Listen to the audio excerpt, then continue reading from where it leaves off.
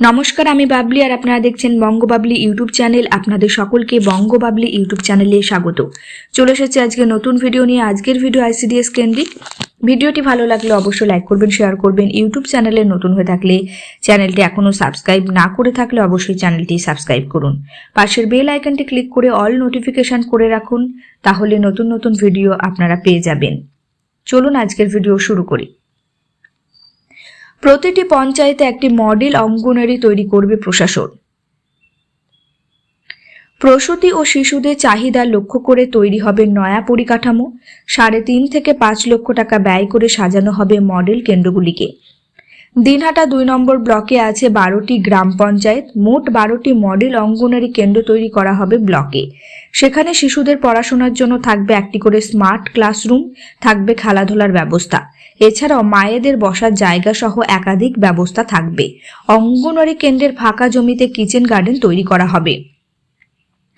Block প্রশাসন সূত্রে জানা গিয়েছে, একাধিক অঙ্গনওয়াড়ি কেন্দ্রে পরিকাঠামোর অভাব রয়েছে।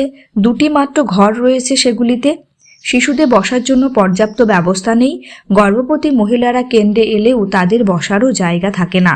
তাই এবারে প্রতিটি গ্রাম পঞ্চায়েতে একটি করে মডেল অঙ্গনওয়াড়ি কেন্দ্র তৈরি করার পরিকল্পনা গ্রহণ করা হয়েছে, যা দ্রুত বাস্তবায়িত করার জন্য প্রয়োজনীয় পদক্ষেপও নিতে চলেছে ব্লক প্রশাসন। নয়া মডেল অঙ্গনওয়াড়ি কেন্দ্রে শিশুরা যাতে খেলতে পারে তাই সেখানে দোলনা রাখা হবে। তথ্য প্রযুক্তি নির্ভর স্মার্ট ক্লাসরুম তৈরি করা হবে। সেখানে অ আ ক খ থেকে প্রাথমিক জ্ঞান সংগ্রহ করবে শিশুরা।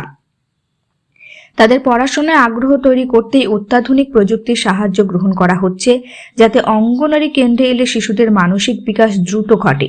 এমন সুযোগ সুবিধা থাকলে শিশুরা নিয়মিত অঙ্গনওয়াড়ি কেন্দ্রে হাজির হবে। সন্তানের জন্মের পূর্বেই তাদের মায়েরা অঙ্গনওয়াড়ি কেন্দ্রগুলিতে সাধারণত আসেন। প্রসূতিদের পুষ্টিকর খাবার পরিবেশন করা হয় সেখান থেকে। রান্নার সময় অপেক্ষারত গর্ভবতী মহিলাদের জন্য বসার ব্যবস্থা করা হবে মডেল কেন্দ্রগুলিতে। মডেল অঙ্গনওয়াড়ি কেন্দ্রের চারিদিকে প্রাচীর থাকবে। ফাঁকা জায়গায় কিচেন গার্ডেন তৈরি করা হবে। সেখানে সবজি চাষ করা হবে। যেসব সবজি দিয়ে রান্না করা হবে সেই সব সবজি চাষ করা হবে।